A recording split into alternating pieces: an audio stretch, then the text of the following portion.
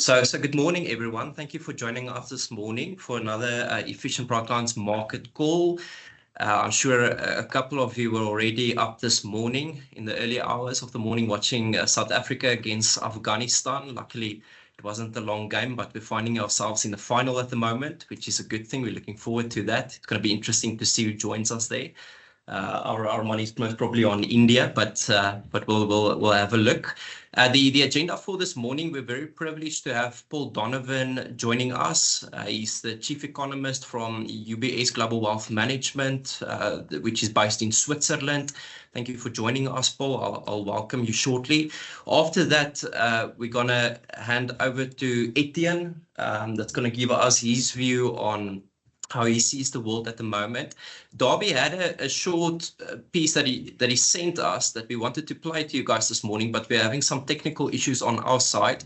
So we'll send that afterwards via mail or via WhatsApp, Eunice, if I'm not mistaken. So Darby Ruet will then inform us a little bit more about the political landscape following the recent national elections that we have and what that means for a government of national unity at the moment. But without further ado, it's my privilege to welcome Paul.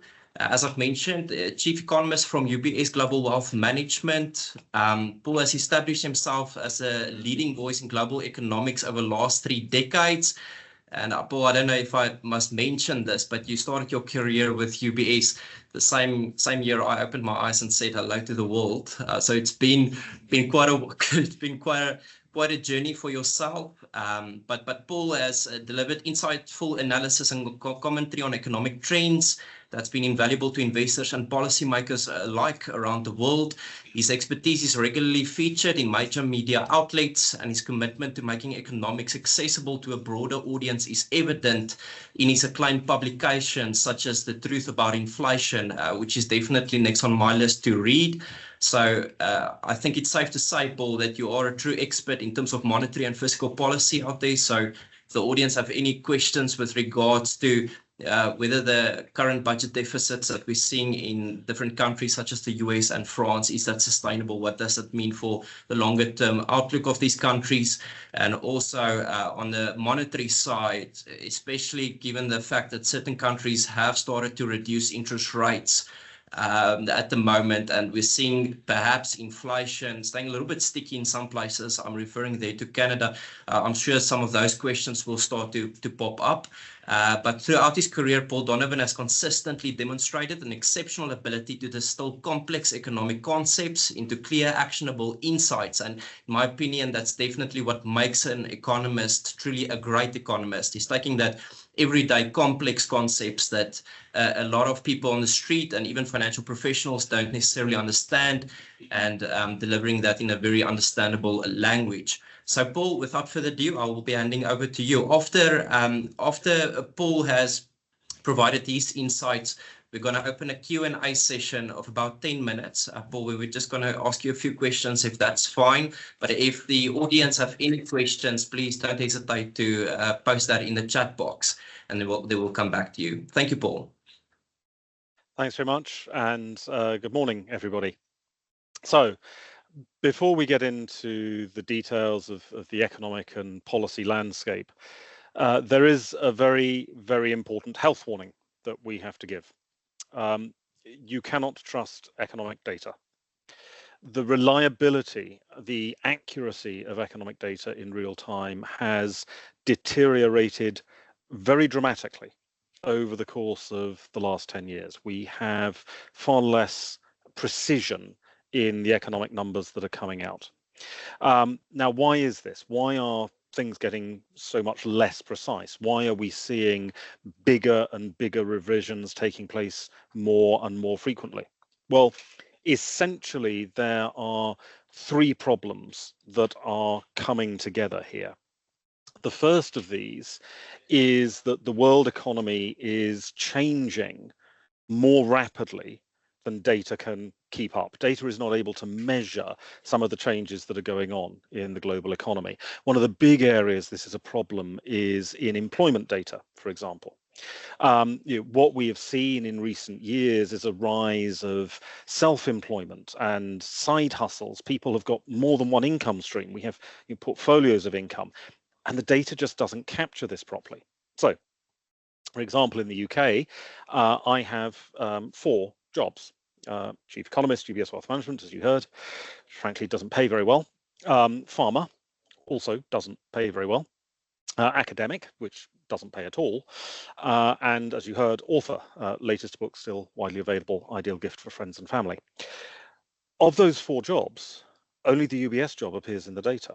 The hours worked, the fact that I'm employed, that's the UBS number. The time I spend on the other jobs isn't recorded anywhere except in the tax return data. And so what we immediately see is, for example, across the developed world, tax return data is constantly coming in better than expected, more tax revenue than expected.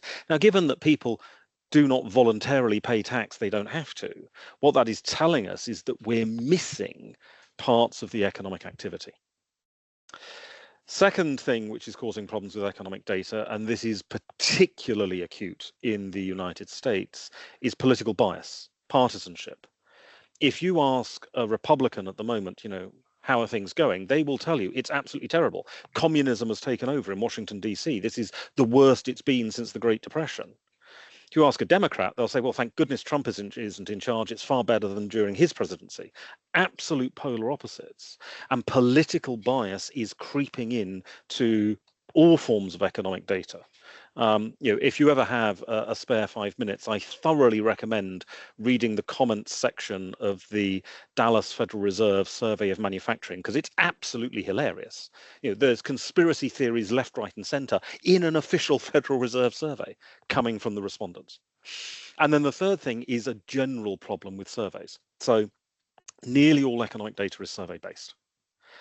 No one fills in surveys anymore.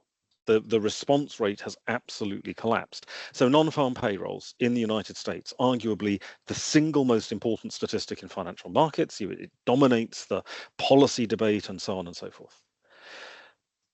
That is a survey of companies. How many people do you employ? On the first reading of non-farm payrolls, 75% of companies do not answer. It's only a 25% response rate. Now think about that. What that means is you are not surveying the corporate sector, you are surveying weird parts of the corporate sector because normal companies aren't responding.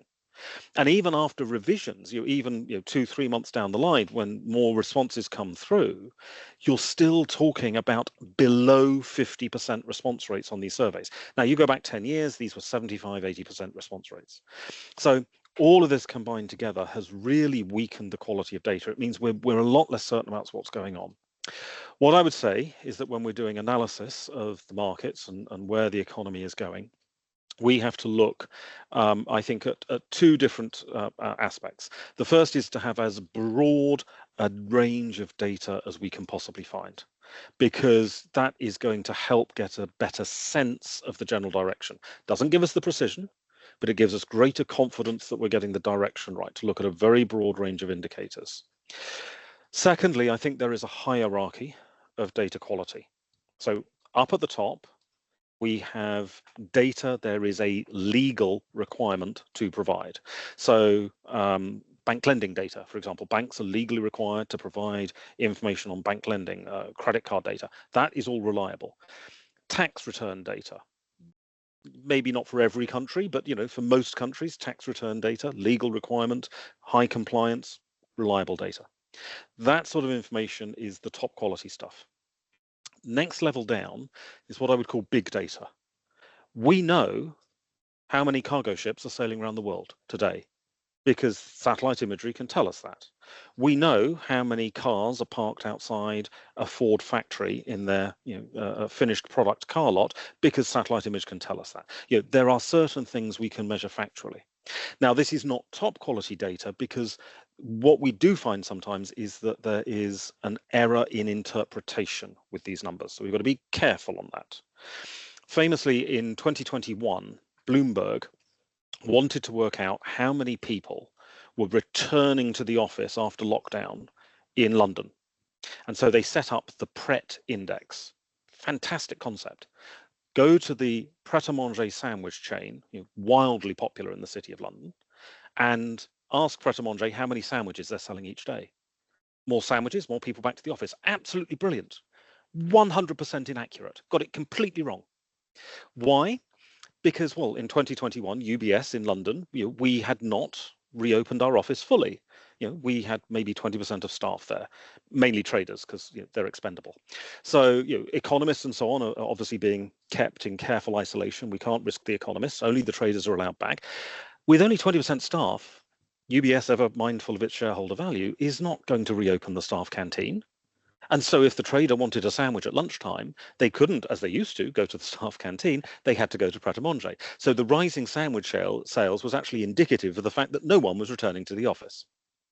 So interpretation is always an issue with this big data, but big data can be useful. You've just got to challenge yourself on the interpretation. Third level, official survey-based data. Now, the advantage with official survey-based data is we do know the response rates. We do know the questions being asked. And so that gives us at least a context in which to interpret that number. And then right at the bottom, things like purchasing managers' data, business sentiment, consumer sentiment, private sector opinion polls, basically. Frankly, I don't bother to look at these. I do not look at the PMI data. It's just not helpful anymore. It's become so unreliable, and I only look at the confidence data if I want to have a laugh. So, we have this hierarchy of data through which we need to interpret the world.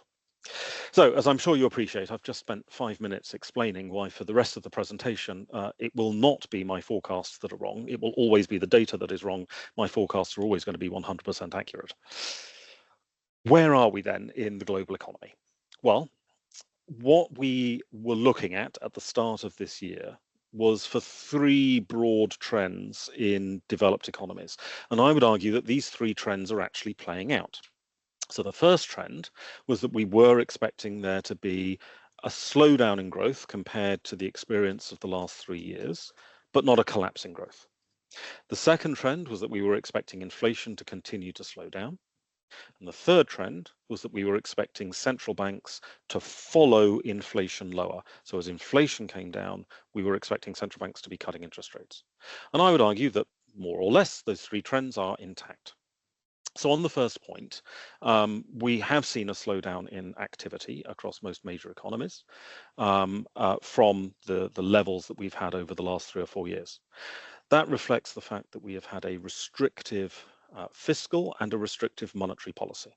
Now, monetary policy, I think, is fairly obvious. US interest rates are at a 23-year high. And you've only got to look at the US housing sector, for example, or construction or credit growth elsewhere in the world. There is clearly some negative impulse coming through. I would say that I think interest rates are less powerful in economies than they used to be. This is one of the functions of an aging population. So, for example, in the UK, when I started my career around the time Rania was being born, we didn't have a problem with interest rate sensitivity. The Bank of England raised rates, everybody in the economy felt it because everybody had a mortgage. But now, less than half the people who own a home have got a mortgage because the aging population means that people have paid off their mortgages, and so they're less sensitive to interest rates. So interest rate sensitivity has declined, but it's not zero. And that has worked to slow activity. On the fiscal policy, the response when you say, well, fiscal policy is slowing growth, people say, but it can't be, deficits are too high, etc., etc. And yes, deficits are high. But of course, the point with growth is the change in the deficit. And deficits this year are lower than they were last year, which means deficits this year are contributing less to the economy than they did last year. And so that too is acting as a drag. What has stopped us sort of tumbling over into recession is middle income consumers. This, for the developed world, is absolutely the critical group.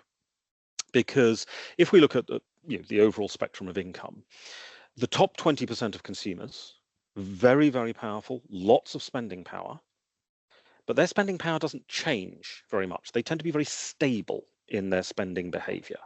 You buy a Ferrari every year, you've got a growth rate of 0 over time. And so that group is sort of not normally a big variant in the growth story. The bottom 30%, on the other hand, lots of volatility in their spending patterns, goes up and down. It's very, very cyclical, very tied to the credit cycle in particular. But of course, this group doesn't have a lot of money. They don't have a lot of spending power, so they don't contribute that much to changes in economic activity. But that middle group, 50% of the population from 30 to 80 percentiles of income distribution, they have enough spending power that they make a difference, but they've also got a degree of variability, which means they affect growth. And frankly, for middle income households, things are not too bad. Absolutely critically, they have job security. People are not afraid of losing their jobs. And this is really, really important. If anything is going to go wrong in the developed economies this year, it's going to be because job security weakens. We're not seeing that at the moment. Unemployment rates remain low. Labour market churn has slowed, so people are not job hopping in the way that they were. We came out of the pandemic, everybody immediately has a midlife crisis and decides they're going to change their careers. Well, yeah, that's over, and people are staying put, but they're not losing their jobs. There's very little fear of losing jobs. And I think what is very important is that where we have seen job losses take place, and of course some companies are shedding staff, it has tended to be very narrowly focused. So Google have fired workers. But unless you're living in Seattle, you probably don't know anybody who works for Google. Goldman Sachs, which is a minor American bank, has fired workers. But if you're lucky, you don't know anybody who works for Goldman Sachs. So your friends, your family, all of them have got jobs. You've got a job, you feel happy. And so you don't increase precautionary savings. You don't save against a rainy day because why? The sun's still shining. There's no need to save for the future. Very, very important that we see that shift coming through. Secondly, for middle income households, there is still savings. Now, what has happened over the last 3 years is the post-pandemic savings glut, everyone was saving during lockdown, that has been eroded. Lower income groups have spent everything. Their savings have largely gone. Middle income groups spent some of the money, absolutely, but it's now sort of stabilizing. And what appears to be happening with this group is that they are regarding sort of the cash in the bank as being an asset. Now, being in the wealth management business, I get very nervous when people talk about cash as an asset because we like people to be fully invested. But what is happening here is they're saying, okay, well, we've got $5,000 in the bank. That's going to help with juniors' education or whatever it is. We're not going to touch that. We're not going to spend that money. So how does having $5,000 in the bank and not spending it help with overall consumption, help support the economy? And the answer is that you're not touching the $5,000. But you're then saying, well, why are we saving $300 a month? There's already 5,000 in the bank. Why don't we start saving only 200 a month or 100 a month? And so what then happens, of course, is the savings rate comes down. The monthly savings rate, stock of savings, nice and stable, decent nest egg. Monthly savings rate is coming down. That's where we are. And that has contributed to economic support. And then finally, real wage growth after 3 horrible years. I mean, we had really bad real wage growth across all major economies. That has now turned positive. What is happening here is that wages are coming down, but they are coming down more, sort of wage growth rather is coming down, but it's coming down more slowly than inflation. So the faster drop in inflation is finally turning real wage growth positive. Now, consumers don't believe this. No consumer will believe that things are better, but in actual fact it is, and that's giving them a little bit more money at the end of each month, and they're spending that money. So taking that all together, that is giving us a pretty decent level of consumer demand, which is preventing us going into a more significant slowdown. And it's stabilizing growth, and we're starting to see small upticks in growth emerge now. Within this context, though, and this is important, consumers are shifting their spending patterns. So what we are seeing and have been seeing for the last 12 to 18 months is a gradual shift away from focusing on spending on goods towards spending on having fun. So you're prioritizing experiences, holidays, eating out, that kind of thing. There is a clear shift that is going on here in this adjustment. And I think that this is a structural change. This is not a temporary cyclical change. It's not a reaction to the pandemic. This is structural. Because what we have clearly seen is an increase in flexible working around the world. This is not going to reverse. People are spending more time working from home. Evidence from before the pandemic is that when that takes place, people do spend more on socializing, because obviously you're working from home, it's a more isolated experience, generally speaking. And so you think, well, we'll go on holiday, we'll go out and see friends more. If you're going into the office 5 days a week, let's be honest, the very last thing you want to do at 6 o'clock at night is see any more of your colleagues. But if you're going in, 2 days a week, 3 days a week, you're likely to be more social. You'll go out for lunch. You'll go out for a drink after work. Not me, I'm antisocial, but other people do this. So you get people going out and being social. And this is one of the reasons why, in spite of the fact that you've seen in many major cities a decline in the number of people commuting in, you have not seen a proportionate decline in spending on restaurants and bars and so on, because people have changed their behavior. So that then means that within this context of sort of a soft growth landing that we've been experiencing, there are differences. So different sectors will have different experiences. If you are in the leisure travel sector, it may not feel like a landing at all, or a far more modest slowdown. But we're also seeing this within countries as well. So if we look at Europe over the last year, the Greek economy, absolutely great. Spain, Portugal, absolutely fantastic. Well, of course they are. If you want to have fun, you're going to go to Mykonos in Greece. Fewer people say, we want to have fun, let's book a flight to Frankfurt. And so the German economy has underperformed. Now, Germany, great at exporting goods, not so good at exporting fun. It's not a tourism exporter. And so that shift has then given us this pattern of growth where some economies still do better than others in this overall context of a slowdown. So the soft landing, I think, is reasonably well established. We're now sort of leveling out and as I said, seeing some modest upturns as consumers sort of stabilize. But important to this has been the story on inflation. And what we have experienced across the developed world is actually an astonishingly rapid decline in inflation rates. It is really quite remarkable just how dramatically inflation has fallen in US, UK, Europe, etc. We're talking here in most major economies of an 8 percentage point drop in inflation in 18 months, with no significant increase in unemployment. This is remarkable. In fact, I can't find a single period in history where we have had anything like this sort of collapse in inflation without there being some kind of almighty collapse in the economy, which of course we have not experienced. So very, very dramatic decline in inflation. What has gone on here, I would argue, is we have not experienced an inflation episode over the last 3 years. What we've had is 3 distinct separate inflation episodes in developed economies. And it was just really bad luck that they all sort of ran into one another. They all came one after the other.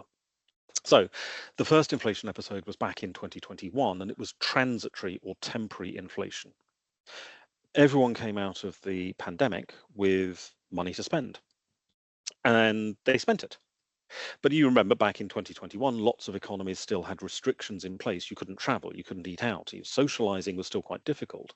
And so what you got was an absolutely extraordinary surge in demand for goods, consumer durable goods mainly. We also, and this is not properly appreciated, we also got a massive increase in supply. Global supply of goods hit a record high in 2021. There wasn't supply chain disruption. Didn't exist. There was massive increase in supply, but demand was so much more that it overwhelmed that record level of global supply of goods. And economics 101, demand higher than supply, up goes your price. So we get this transitory price increase. And economists are saying, you know what, this can't last. We're going to see this demand for goods fading because these are durable goods. You don't keep up this level of demand. How many television sets does an American household actually need? 2, 3 per person, no more than that. So once you get that limit, the demand starts coming down. And then all of a sudden, people suddenly decide that their life's ambition is to see 5 Taylor Swift concerts in a row, and they shift to spending on having fun. And so that demand for goods fades, but supply is still at a record high. And so the prices start coming down. So in 2022, in the United States, durable goods price inflation hits a peak in March of that year, March 22, nearly 20% inflation. Absolutely astonishing. By December, that inflation rate is negative. You've gone into deflation. Prices are actually falling because the demand has just fallen off the edge of a cliff.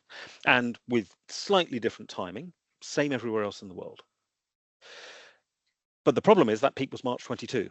So just as I'm declaring victory and saying this inflation wave is over, we then run into war in Ukraine. Up go commodity prices. Now, completely different. This is war, not demand shock. Totally different shock, but it creates a second wave of inflation.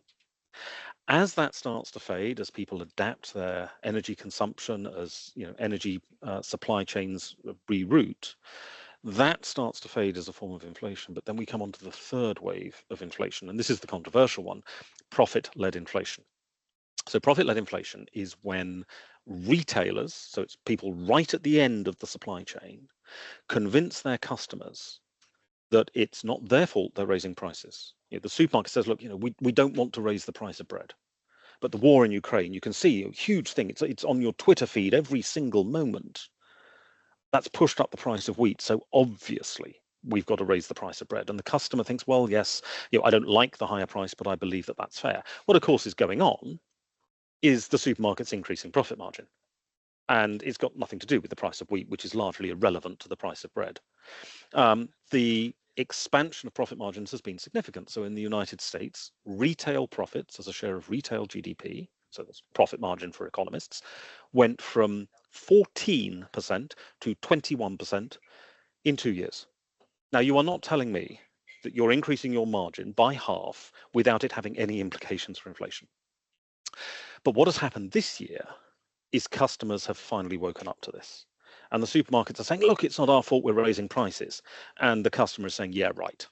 We're not spending money. We're going elsewhere. We're going to trade down. We're going to cut our spending. And the supermarkets and other retailers are now scrambling to discount prices because they're faced by this consumer rebellion. So that third wave of inflation has been fading this year, and that, combined with the ending of the first two waves of inflation, is how we have had this absolutely astonishing drop in inflation in the developed world without any significant increase in unemployment. And it gets us down to this very benign inflation environment. So if we look on the harmonized inflation measures, European harmonized inflation is running about 2.6%, UK is 2.3%, the US is below 2% on a harmonized measure. And all of this then is leading to this very benign pricing pressure. If I look in the United States, across all of the different subcategories of goods and service, and I look around the United States, in almost every single category of goods or service in the United States, with the exception of rents, there is deflation in some part of the United States. It might be that car prices are falling in Michigan and food prices are falling in New York and tuition costs are falling in Idaho. But everywhere in the United States, deflation is happening somewhere. Now, that's not price stickiness. Price stickiness is you don't get deflation anywhere. Normal pricing behavior is when you're getting deflation everywhere. And that's where we are now in the States. Now, some people say, yes, but what about a fourth wave? What about rising labor costs? Aren't wages growing quite a lot? Now, here we've got to be very careful. Wages are not the same thing as labor costs. There is an important difference because labor costs represent wages, how many people you employ, and how hard they work. And what we have been finding, and there's a very good paper by the St. Louis Federal Reserve, which goes into this in quite a lot of detail. What we've been finding is that companies where there are high wage increases are able to reduce their wage costs by changing how things work. So one of my first jobs that I ever had when I was 16 years old was as a supermarket operator in the UK. I was a checkout operator for Sainsbury's. Horrible brown uniform. But I was a very good checkout operator. I could scan 32 items a minute. I was right up there, top of the league table. I was also quite competitive, it had to be said. Now, several years later, I find myself once again having to work as a supermarket checkout operator. Not for Sainsbury's anymore. I now work for M&S Simply Foods in London as a supermarket checkout operator, because every time I go to the M&S Simply Foods store near the UBS office in London, I am required to check out the food myself. There are 20 checkouts there. There isn't a single checkout operator employed in that store, not one. There are 4 people employed in the store, 1 security guard, 3 people putting things out on shelves. It used to be the case that when I bought a bottle of wine, not unheard of if you're an economist, somebody would come over and check your age. They don't even do that anymore. There's a little camera on top which takes one look at me and says, yes, he's clearly old enough, which frankly is offensive. But now you just have this entirely automated process. So think about what has happened there. That supermarket has gone from needing 24 people to needing just 4 because I am working for them unpaid. And as a result, the labor cost of that supermarket, you could double, you could treble the wage of the people employed there, and your labor cost has still gone down. And of course, they're not doubling or trebling the wage. So the rise of automation is something which is helping to mitigate wage increases and lower wage costs. And what the St. Louis Fed was finding in their research, they were doing a survey of corporate result calls. And what they found was that those companies that were complaining about tight labor markets or rising labor costs, within 6 months, there was a significant uptick in their investment in technology. And they were using capital for labor substitution to offset the tightness of the labor market.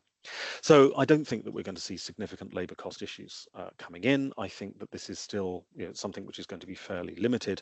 I do expect profit margins to be squeezed. So when we're looking at things, because we're coming to the end of a profit-led inflation period, I would expect slightly less of the price to go to profit and a bit more to go to labor.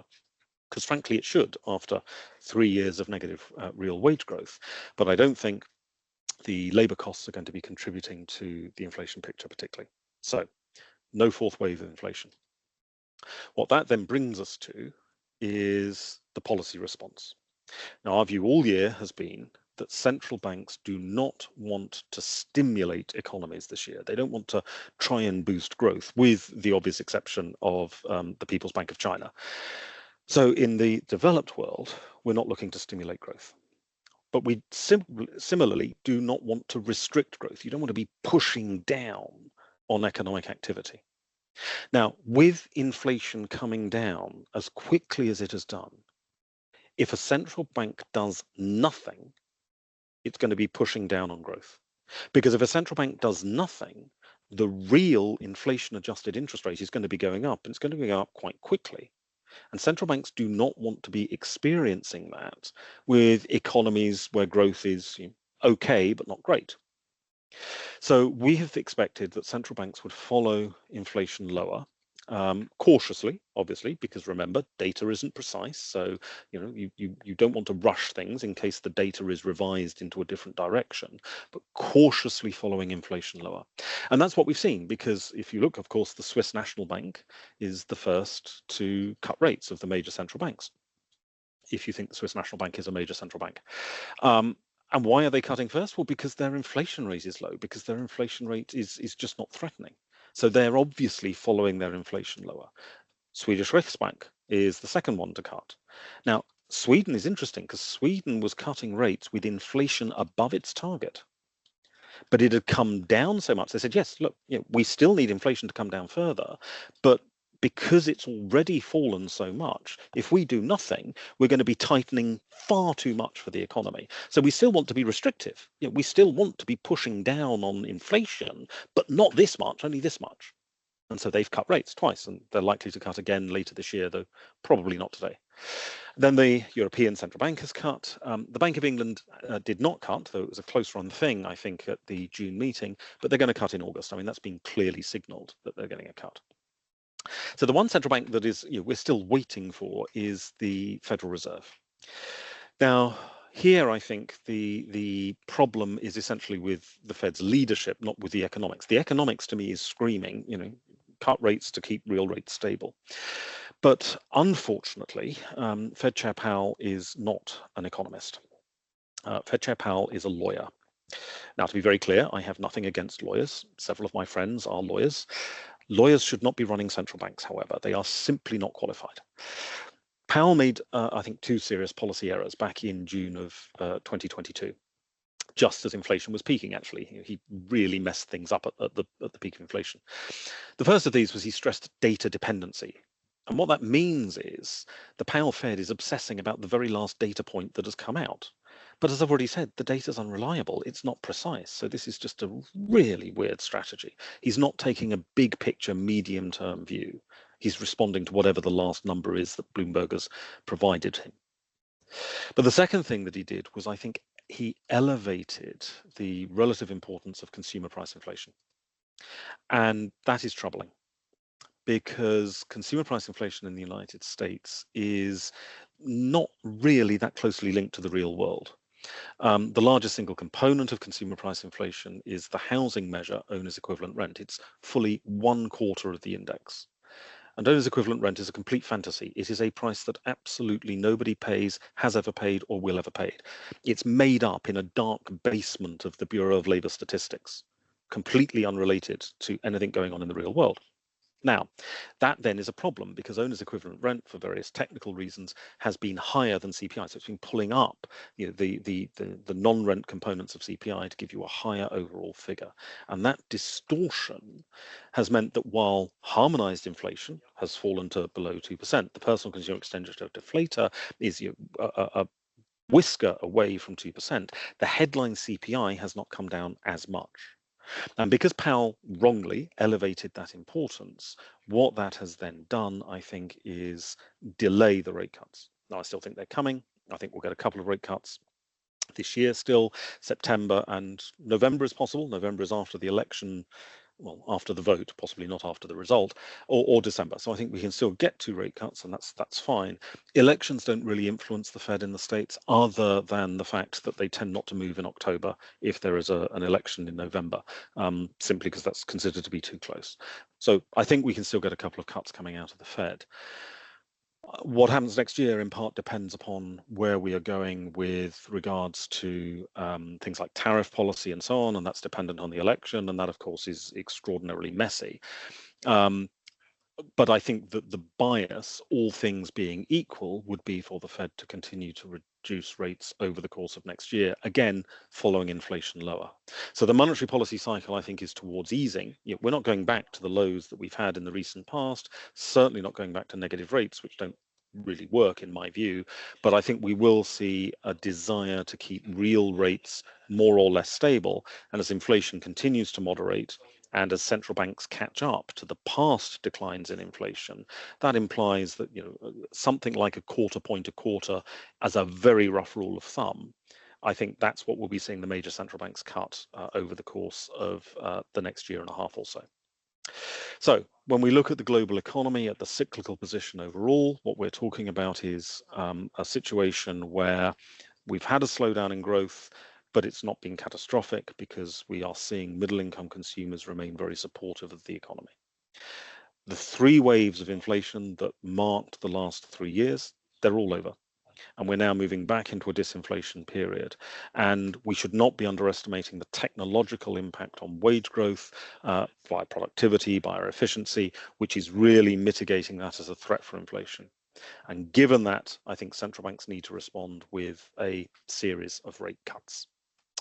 Why don't I stop there? But I'm very happy to take questions on what I've discussed or other issues, of course.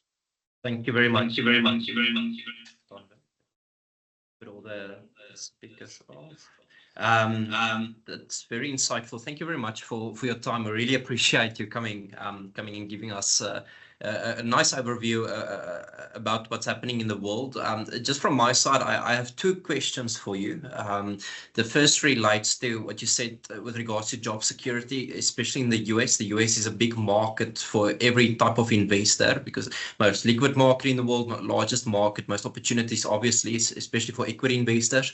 Now, when we look at the world, we are concerned about obviously what happens a little bit longer out, 5 years, 10 years out. And we look at economic growth, and it's, as you've mentioned, economic growth is determined by the amount of people working. That's driven by birth rates, immigration, for example, etc. And then the other one is output per hour, which is productivity. Now, if you look at the US at the moment, we're seeing quite a lot of green cards being issued. Again, last year I heard something like 1.2 million green cards being issued, as well as immigration, both legally and illegally immigration taking place into the US. In my opinion, that bodes well for the labor market as well, longer term, to a large extent. And then on the productivity side, you've got the benefits, as you've mentioned, of automation and AI starting to come through. Those type of benefits that you're seeing in the US, are you seeing the same things occurring in Europe at the moment and in countries like Japan, for example, Donovan? So it depends, to be honest. So if you look at the UK, which clearly is not part of Europe anymore, the UK is continuing to have immigration. And it also has quite a lot of productivity benefits that are coming through. Whether that registers formally in the data is a slightly different question. I'll come back to that in a moment. If we look at continental Europe, you have got an aging society, and immigration is not providing so much support. You don't have population growth. You've actually got declining population in Germany, declining population in Italy. That's been the case for several years. And so in those countries, you're not going to get the same sort of impact on trend growth. Now, this is actually an important general point, because some countries have got rising population still and some countries have got declining population. What that means is that comparisons of GDP are not really helpful. We do need to think more in terms of GDP per person if we're thinking about living standards, if we're thinking about what sort of consumers we're looking at. GDP per person is a lot more important to be considering. And that's something which I think it's sort of understood in the economics profession. It's certainly not understood by politicians, and the markets are sort of somewhere in between. But we need to get a better grasp of that. Within all of this context, though, there's an interesting question because of the structural changes that are going on in the global economy, what we call the fourth industrial revolution. What we have to remember is that GDP is not a very good economic measure at all. It's a wartime measure. It's designed to maximize wartime output. It doesn't care about how you get to that output. It's how many guns are you turning out. That's why GDP was created. Now, in the current environment, with some of the efficiency gains that we've got coming through, that raises some interesting questions. So let's think about something like flexible working, for example. So if you introduce flexible working, that changes your use of your existing infrastructure, your existing real estate. So if we don't have flexible working, I have an office at home and I have an office in London at UBS. So that's 2 offices, 2 desks, 2 internet connections. One of them is guaranteed not to be used at any moment in time. But introduce flexible working, and all of a sudden, UBS doesn't need to provide me with an office and a desk and an internet connection. I provide the office, the desk, the internet connection for free to UBS, subsidizing shareholders once again. UBS, I should say, generously provides me with an app of about $10 worth of technology, which allows me to connect to the systems. I provide everything else. But of course, I've already got that. So what's happening here is I am using my existing capital stock more efficiently. But that's not positive for GDP because UBS isn't buying real estate. It's not buying office equipment. And so that's not contributing to GDP. Now, my output as an economist isn't changing, but the overall level of GDP possibly is shifting because we are being more efficient in using what we have rather than just sort of build more indefinitely. So one of the things that we've got to be careful when we're thinking about long-term growth is, yes, you may be creating GDP or you may be creating economic activity, but you may also be creating more efficient ways of growing. And because of issues like environmental sustainability, that actually might be the bigger focus. So when we talk about trend rates of growth, yes, how many people you have and how hard they're working, absolutely important. But bear in mind, what goes into an economy is starting to shift. Thank you, Donovan. That sheds a lot of light on that topic. I really appreciate it. Christian, do you have a question from your side? Yeah, so I'm going to try and phrase the question so it makes sense. It's on the topic that you touched on in terms of labor cost and wage. So obviously for that equation to work, you need fewer workers, like you said, at the checkout or the grocery store. I mean, you've got fewer workers, so wage growth doesn't really impact wage cost at the end of the day. But that leads to more or less people being employed at the end of the day. keeping constant population growth. I know we touched on it. It's slightly going down, but it's not coming down to the same extent. So how will that obviously influence government policies in terms of social welfare? Won't it push us more towards a socialist type of environment than the one that we've seen that's prosperous for economic growth in the past? So now, that's a question I think. So how will governments they'll obviously have to fill in the gap. I mean, that's the or is there another option? To give the classic economics answer, it's sort of yes and no. Probably more no than yes, though. So yeah, automation does reduce jobs. Any form of technology destroys jobs, but any form of technology also creates jobs. And so that's what we've got to reflect on. So if we think about technology, yes, certain jobs are lost. But if you're going to invest in technology, that itself will create jobs in the tech sector. Somebody's got to make the microchips. Somebody's got to build the computers. So a small number of jobs are created there. Secondly, and this is important, you only invest in technology if it makes you more efficient, if it lowers your costs, because otherwise you wouldn't bother. I mean, why bother investing in the technology if there's a cheap way of doing it?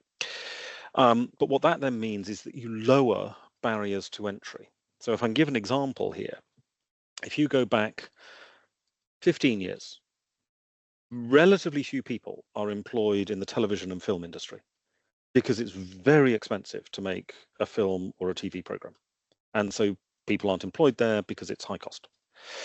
What has happened, of course, with social media and with these things is the price of technology has lowered the barrier to entry. And now large numbers of people make their living from audiovisual entertainment, broadly defined, but also from specifics of film and television. You can crowdsource a television program, stream it on YouTube, it's picked up by Netflix, and there you go. I mean, exactly this sort of stuff is happening. So by making certain sectors not directly related to the technology itself, the smartphone is not directly related to the film and television industry, but by introducing the smartphone, you lower barriers to entry in other sectors, which then creates employment in those sectors. And then the third thing is an old issue, which I don't think gets enough airtime. So in 1930, Lord Keynes, John Maynard Keynes, the British economist, wrote The Economic Consequences for Our Grandchildren. And this book, wrote in 1930, said that by 2030, we would all be working 15-hour weeks. Now, I don't know about you, but at UBS, we are not working 15-hour weeks. 15-hour days, yes. 15-hour weeks, no. But Keynes was right, because although we're not working 15-hour weeks in terms of paid employment, the amount of time that we spend in unpaid non-leisure activity, cooking, cleaning, laundry, has come crashing down. 1930, a household's laundry would take 2 complete days to do. Now it's 30 seconds. And so what you have seen is technology reduce the amount of time spent doing chores, spent doing repetitive tasks, unnecessary tasks, and it increased leisure. And you then get an increase in leisure activity. So because we are talking about greater efficiency, you give people back time, and that time, almost regardless of how they use it, unless they're spending that time sleeping, that increase in time that you give people will create economic activity, and with it will create employment. So I think you will create employment. Now, having said all of that, that argues that we don't end up with mass unemployment. We're going to be fine.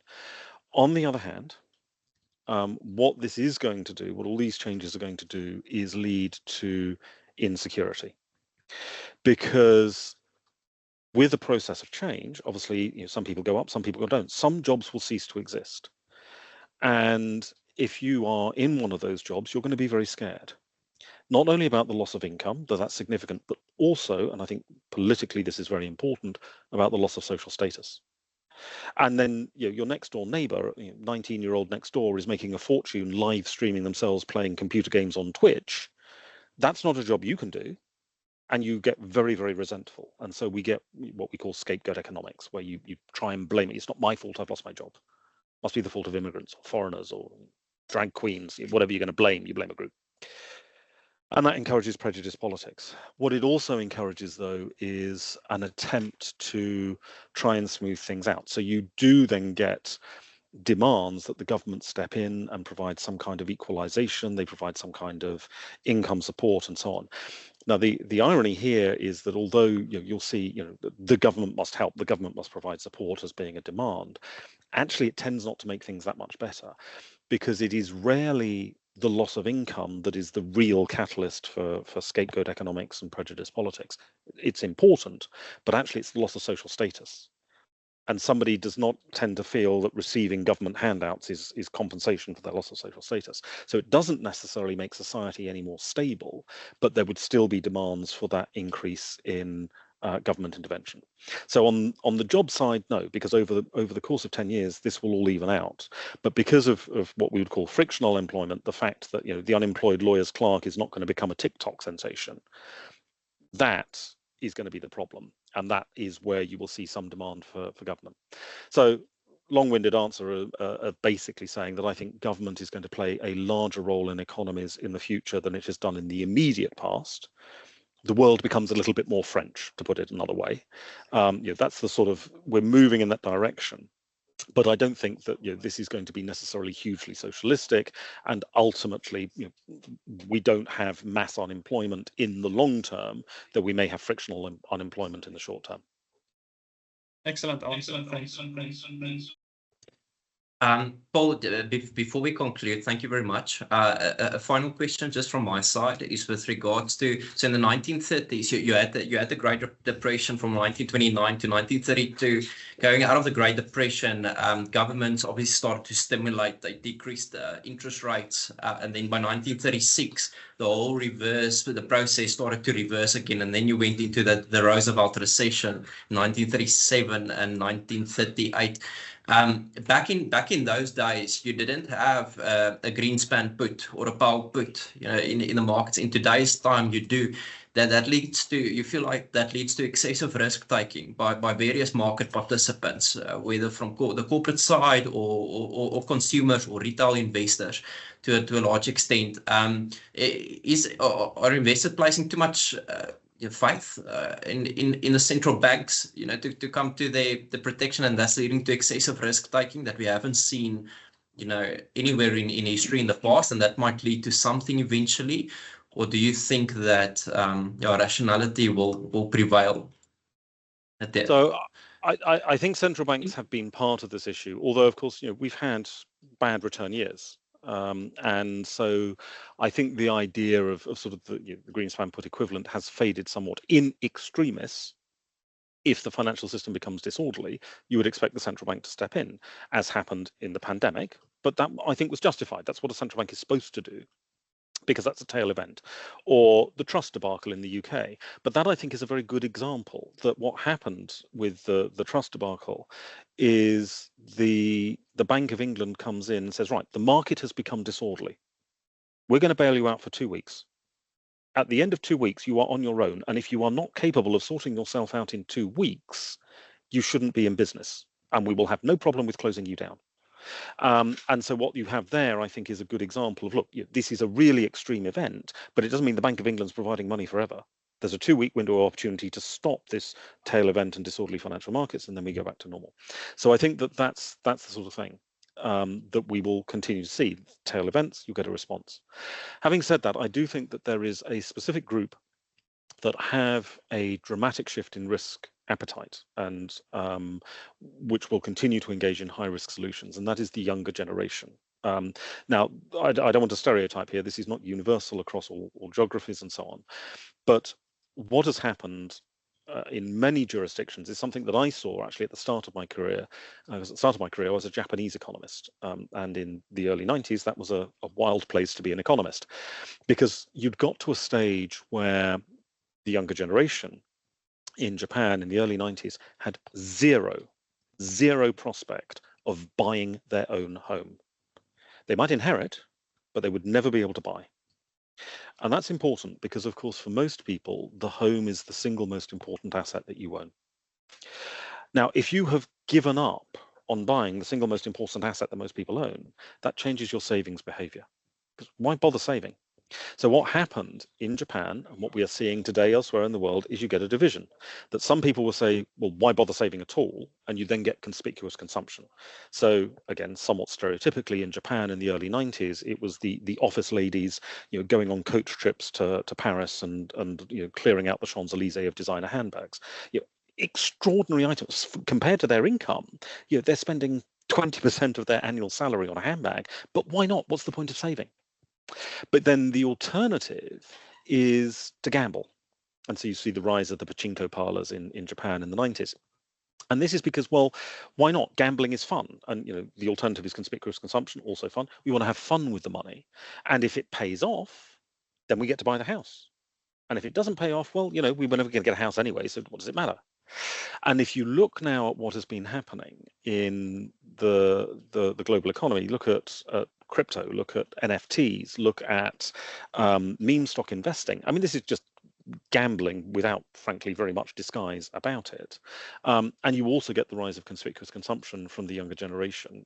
Everything must be posted on Instagram, and the experience-based consumption rather than goods, but still, you go out with somebody from Gen Z for a meal. I do not recommend this, but you go out with somebody from Gen Z for a meal, you've got to wait 15 minutes before they've finished doing a TikTok about what it is they're eating and, shown the wine being poured into the glass from 3 different angles. So you're getting that whole process going on. And it's very noticeable, for example, that if you look at who trades crypto, people who are active in the crypto market are predominantly men under the age of 30 who live in their parents' basements, literally. The BIS has done a lot of work on this, and you can identify they're in areas where house prices are unaffordable for that generation. So it's San Francisco, west coast of the United States, it's South Korea. It's places like this which tend to dominate the crypto space, and it's exactly for this reason. So I think that because of what has happened in the real estate sector as a relatively low risk and very important asset class for most investors, because of what has happened in certain geographies around that, you have had almost a reckless increase in risk appetite from a subsection.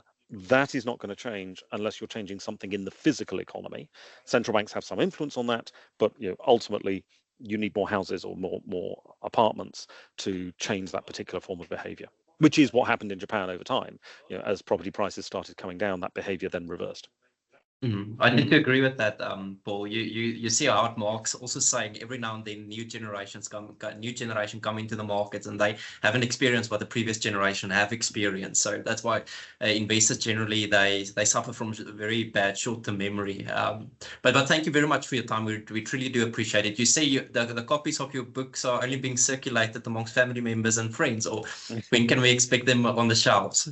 Be able to so buy the books are all available. The normal books. So inflation, and the last one was on Profit and Prejudice in the fourth industrial revolution. Awesome stuff. Awesome stuff. To pick them up. Thank you, Paul. Have a nice day. Thank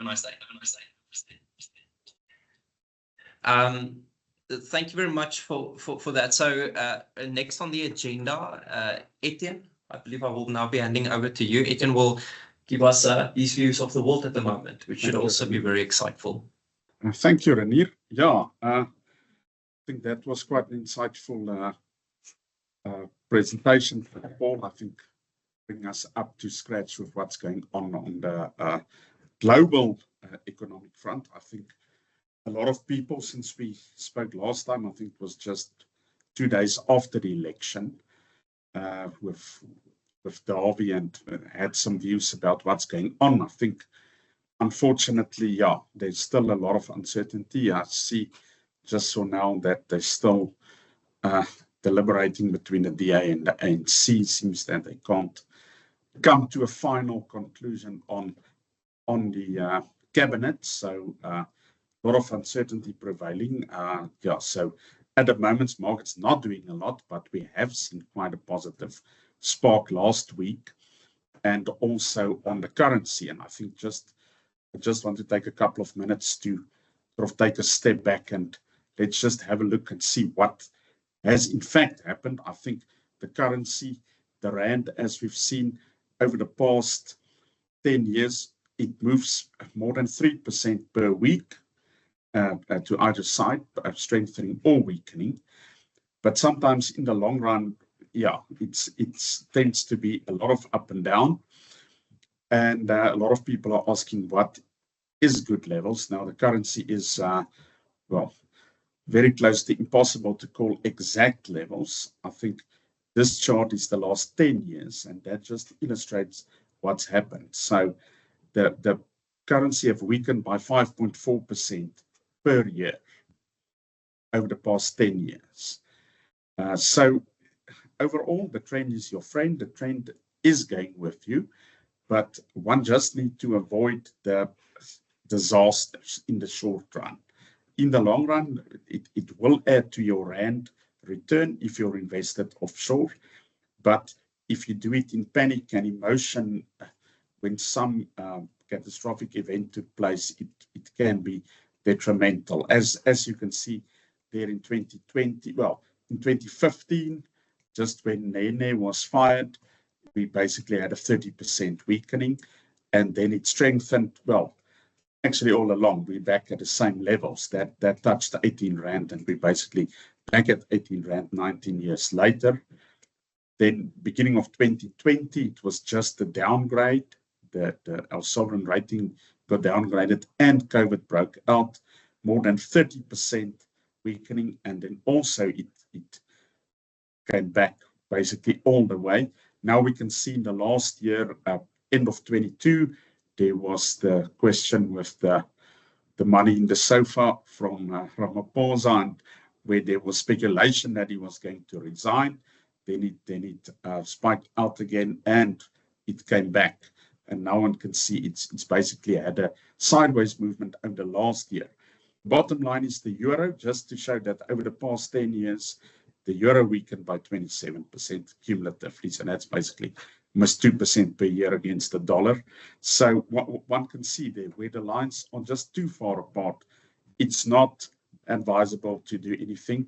When it's close to fair value in a range, 5% this side or that side won't make that big a difference, but definitely a 30% quick move in panic and making an emotional decision doesn't work. Over the last year, we can see now that the rand have moved sideways, but actually has now strengthened, and the euro has weakened by 2% over the last year. The rand strengthened by almost 3% against the dollar and 5% against the euro. So the rand is still, it's looking a lot better, but still hasn't had a huge appreciation. And I think as we look at this, well, hopefully this cabinet announcement, there are still a lot of scope for positive news. I think a lot of people are saying, but how positive is it? I think it's more a thing of very, very horrible stuff has been priced in, and it's more a relief of that it is going okay than it doesn't have to be exceptionally positive. It just needs to be sort of calm the markets, and it should draw investors closer again. Yeah. Just last week's spike in the markets looked big, but if one look at the Aussie, they're at the bottom. It's now only up 3% for the year, so still underperforming most other markets. One see that the Nikkei and the S&P doing well in the Nikkei in its own currency, but the yen have weakened to basically 40-year lows. If one look in US dollar, basically all the indices have done well, plus minus 5%. Just the S&P and the Nasdaq that's standing out, driven by the Magnificent Seven and the big tech companies. So I mean, there's still a lot of potential upside for the local market and local stocks. If I look at the past 3 years, I've just put a couple of the local, as I say, SA Inc. stocks over the past 3 years. As one can see there, yeah, with the exception of stuff like Capitec and Mr. Price, most stocks are up by about 30-35% over the past 3 years.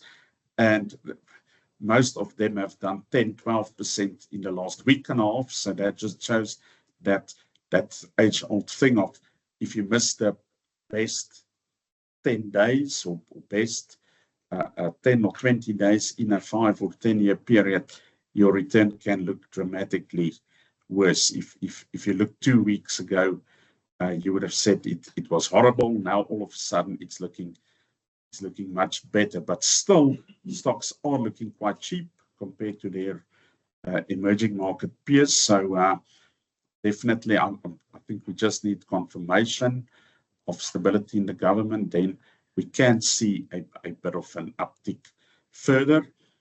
This is quite an interesting chart, just showing on the yellow one is the Aussie over the past 10 years. So we've basically had 4% per year compound growth on the SA market, which has been really a tough time if one take into account that the Aussie over the past 100 years have been the top performing stock exchange in the world. On the other lines, we just see that the red and blue lines are the MSCI China and the resource index, so both flat over 10 years and down in recent years. And then the green line is the dollar against the euro. So one can see all along the dollar have strengthened over the past 10 years. That by itself put a lot of pressure on emerging markets and commodities prices. As Paul also now alluded that he thinks interest rate cuts in the US are just around the corner. So we are still of the opinion that the dollar is quite close to a peak.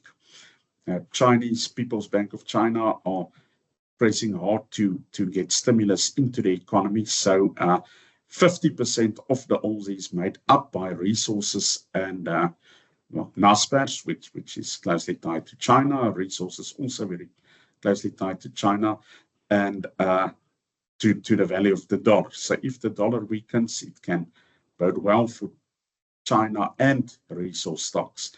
That's 50% of the market. If we get a local politics sorted, that can help the rest of the market. Then we hopefully can move out of this sideways trend and see some decent returns in the coming years.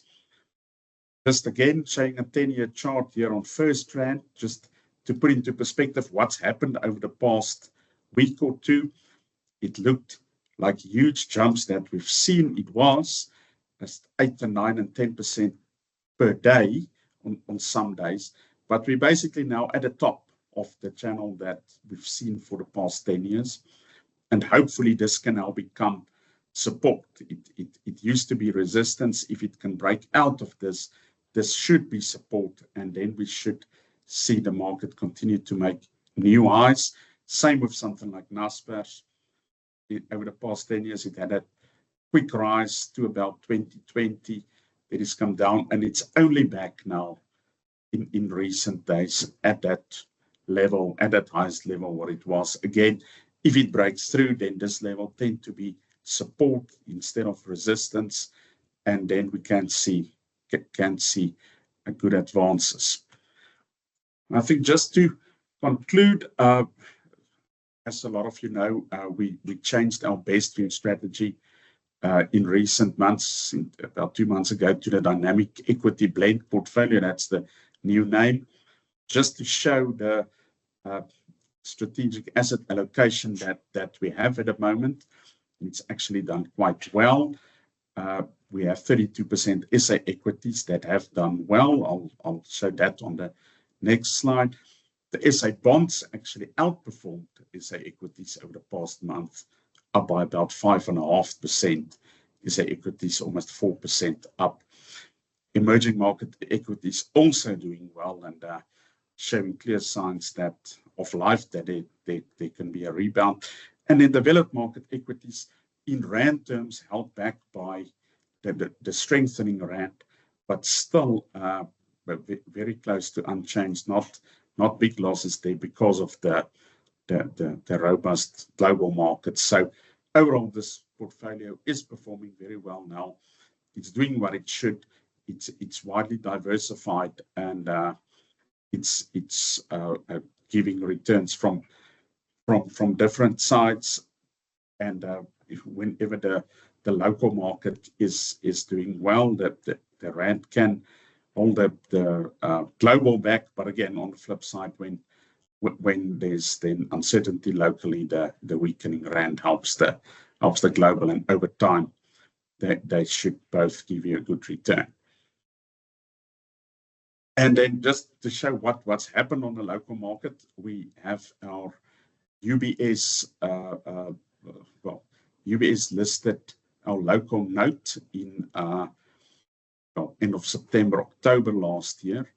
That's being used as a building block in that dynamic equity blend portfolio.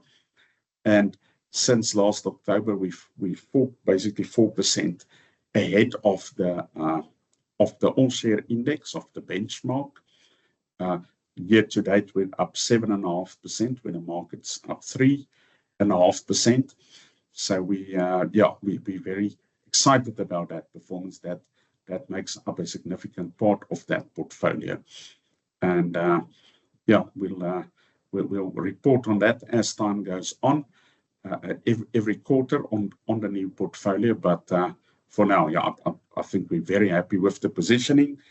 16% local bonds that we had, and have done very well over the past month, and that also helps a lot to just keep the volatility intact, which I think a lot of clients was struggling to stomach. But for now, it's really looking good. And I think Davy, we wanted to have Davy in here today. Unfortunately, he couldn't make it. He recorded a video that Eunice said we'll circulate, also on the politics, and I think probably more relevant, somewhere between now and the end of the weekend, people say we'll know about the actual cabinet, and then we'll also send out our comments regarding the local market and what our view is on that. I think that concludes my presentation. Renier, anything else? I think mute on your side, Ed. As Ed said, that video from Davy's side will be distributed. We're very comfortable with all the changes that we've made the last while, and it's starting to bear fruit. And then finally, this video will also be posted on YouTube afterwards, as with the previous video that we did last month. So you're more than welcome to distribute that to your clients afterwards, and we hope you have a fantastic day. Bye-bye.